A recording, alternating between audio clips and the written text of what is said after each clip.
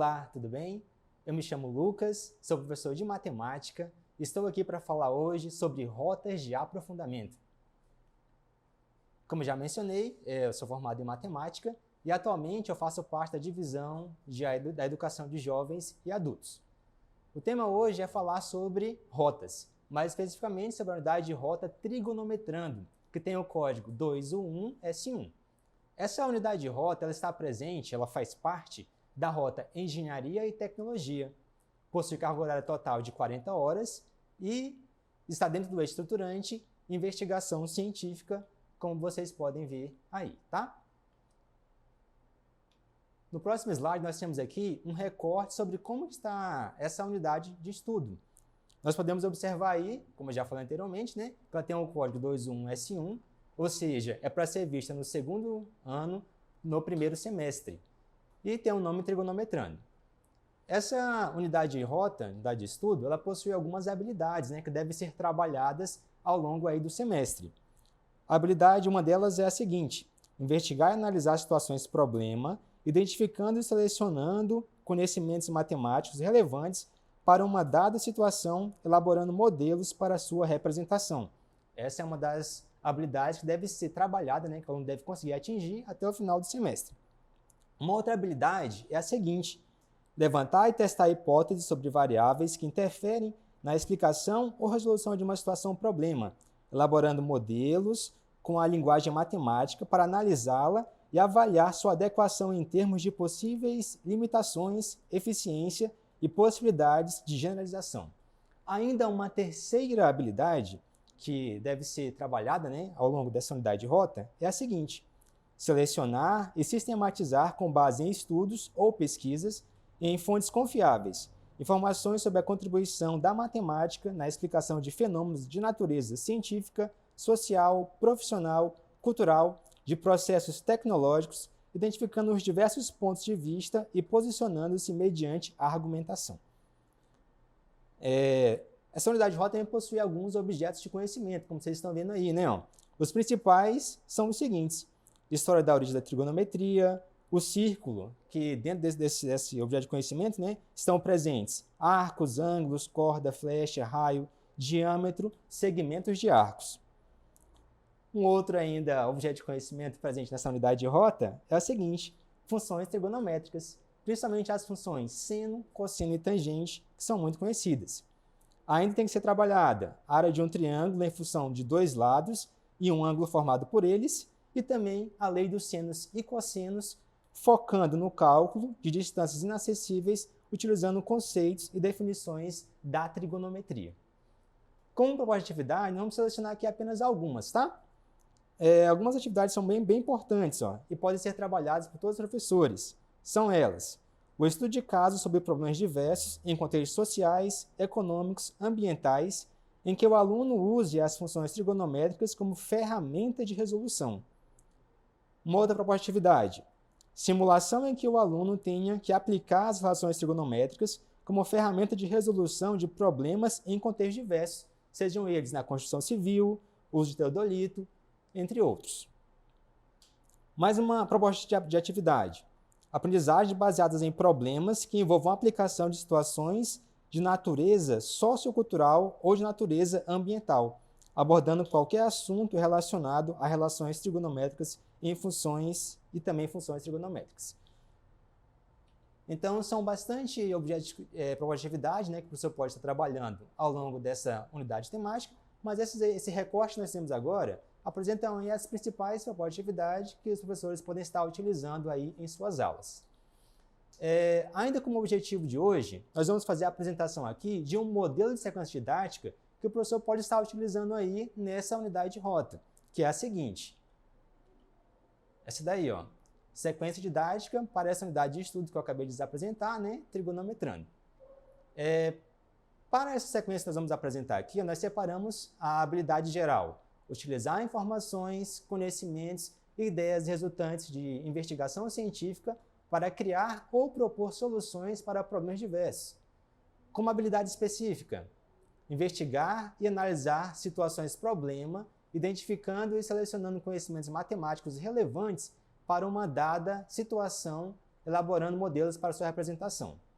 Como objeto de conhecimento, lei dos senos e cossenos, focando no cálculo de distâncias acessíveis, utilizando conceitos e definições da própria trigonometria.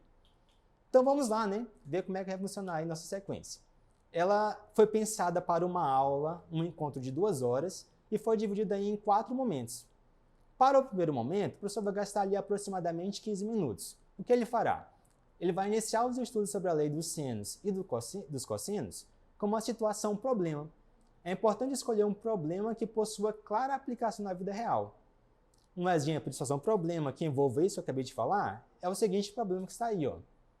A prefeitura de certa cidade vai construir sobre um rio que corta essa cidade uma ponte que deve ser reta e ligar 2 pontos, o ponto A e o ponto B, localizados nas margens opostas do rio. Para medir a distância entre esses pontos, um topógrafo localizou um terceiro ponto, que é o ponto C, distante 200 metros do ponto A, na mesma margem do rio onde se encontra o ponto A. Usando um teodolito, instrumento de precisão para medir ângulos horizontais e ângulos verticais, muito empregado em trabalhos topográficos, o topógrafo observou que os ângulos mediam respectivamente 30 graus e 105 graus, conforme ilustra na figura a seguir. Então está aí a figura, né? Nós podemos observar aí que o topógrafo mediu que entre o ponto A e o ponto C existe uma distância de 200 metros. Usando o teodolito, que é o instrumento de trabalho do topógrafo, ele pôde medir que lá no vértice A, o ângulo era de 105 graus, e no vértice C, o ângulo era de 30 graus. E o que ele queria com isso, né? Ele queria descobrir quanto que media aí, ó, a distância entre o ponto A e o ponto B, atravessando o rio, porque ali ele iria construir uma ponte. Então, o problema era esse, descobrir quanto que media a distância entre o ponto A e o ponto B. Após isso, né, após apresentar essa situação para os alunos, o professor vai pedir que os alunos pensem em estratégias que permitam resolver o problema. Só que neste momento é importante fazer o aluno perceber que as relações trigonométricas do seno, cosseno e tangente não se aplicam aos triângulos acutângulo e obtuso. Quando o professor está trabalhando em trigonometria, né, ele fica muitas vezes preso ali no triângulo retângulo e trabalhando apenas as relações trigonométricas seno, cosseno e tangente dentro do triângulo retângulo. Mas em muitas situações da vida, né, de aplicações mesmo do mundo do trabalho, você não vai ter uma situação em que você construa um triângulo sempre retângulo, né? Como é no caso aí da proposta que eu indiquei, o triângulo aí é um triângulo acutângulo. Então, para essa situação específica, o aluno não conseguiria resolver o problema utilizando as relações métricas, trigonométricas, no triângulo retângulo, porque ele não tem um triângulo retângulo. Então, para resolver esse problema, o aluno teria que utilizar a lei dos senos e do cosseno. Só que como ele não viu ainda isso, ele não tem ferramentas, não tem meios de resolver esse problema. Então, o professor vai deixar essa situação aí para ser resolvida em um outro momento. Vamos para o segundo momento. No segundo momento aí, o professor vai gastar mais ou menos 45 minutos, e o que ele vai fazer? Ele vai apresentar formalmente o que é a lei dos senos, foi desenvolvida por quem? Como é possível chegar na fórmula? Como aplicar ela? Então, para isso, o professor pode fazer uso, né, de vídeos, de textos, de slides, que ajudem o professor a entregar tudo isso aí para o aluno, né? Explicar para ele direitinho o que é a lei dos senos, como ela é aplicada, para que serve, ok? Isso aí vai ser no segundo momento. Terceiro momento. No terceiro momento, o aluno já sabe o que é a lei dos senos, e ele já tem agora ferramentas, né, já tem meios de resolver aquele problema lá do início que o professor levou. Então, nesse momento aí, o professor vai pegar novamente o problema inicial e vai pedir que os alunos tentem resolver. É importante verificar se os alunos estão tendo dificuldades e ajudá-los. Depois de algum tempo, o professor deve resolver o problema no quadro ou perguntar a alguém se gostaria de fazer isso por ele, tá? Se tiver alguma pessoa que possa se dispor, né? Ainda nesse momento, o professor pode demonstrar como resolver o mesmo problema por meio do aplicativo da calculadora científica. Esse aplicativo oferece uma ampla variedade de funções matemáticas, incluindo funções trigonométricas. Apesar de estar presente na maioria dos smartphones, muitos alunos não sabem utilizá-lo corretamente. Então, é uma boa para você aproveitar esse momento para mostrar para os alunos como que funciona o aplicativo da calculadora científica, tá bom? Quarto momento. No quarto momento, 20 minutinhos aí a pessoa vai gastar mais ou menos, o que ele vai fazer?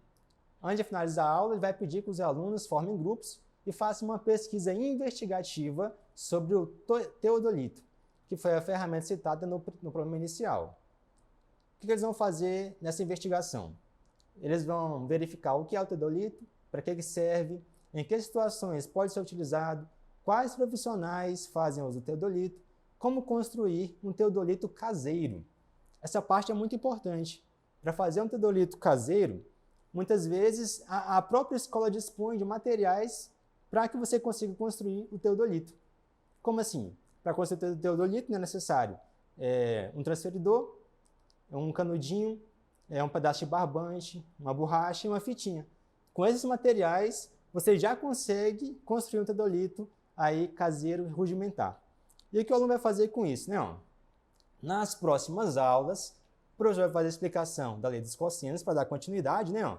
E na sequência, ele vai pedir que os alunos montem novamente os grupos que ele já formou na aula anterior, e aí eles possam construir aí o teodolito caseiro. Cada grupo vai construir um teodolito, e aí vai, a partir dele, ir para a próxima situação ali, né? O professor vai propor situações que permitam a utilização do teodolito caseiro para medir distâncias e ângulos. Como que vai funcionar isso?